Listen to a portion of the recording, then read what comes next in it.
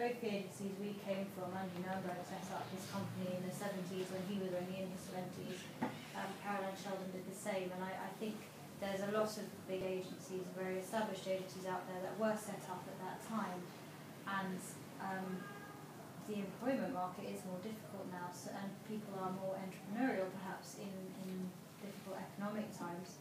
So you know, that you're right. There have been a lot of agencies, Hardman Swainson, Furness Lawson, Madeline Milburn, who all sort of set up on their own or gone. There's been some quite interesting moves.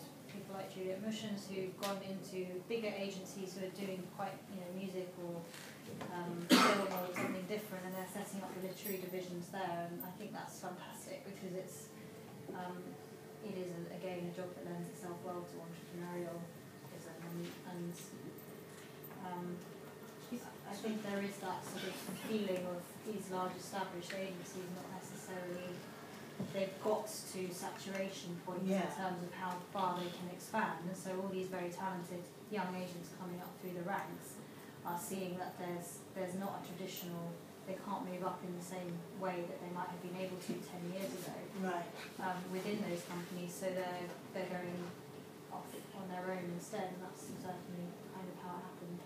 I think it's also partly a reaction to the fact that some of the bigger agencies are now starting to merge and form super agencies. Right. And so a lot of agents are thinking, well, they don't necessarily want to be part of super agencies, so if they set up a small agency, I think there are going to be fewer agencies which are mid-sized in the future. I think it will either be very small agencies or very large agencies, and different kinds of authors will suit a different kind of agency. Yeah.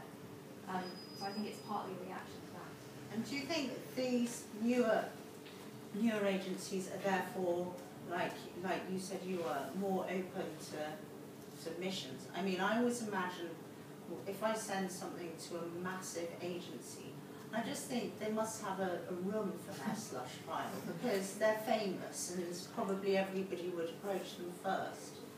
Whereas I'm wondering whether the new agents, younger agents, might be just a little bit maybe more open-minded or a little hungrier, or is that... We don't have an intern who reads our manuscripts for us. I did an internship at an agency which I won't name, which very good agency, really good agency, but they had a whole room full of post bags filled with submissions, and they had a dedicated reader who they employed freelance, who they would ship these submissions bags off to every 4 months, and he would go through them and maybe send back 10 a month that the agents themselves would actually look at.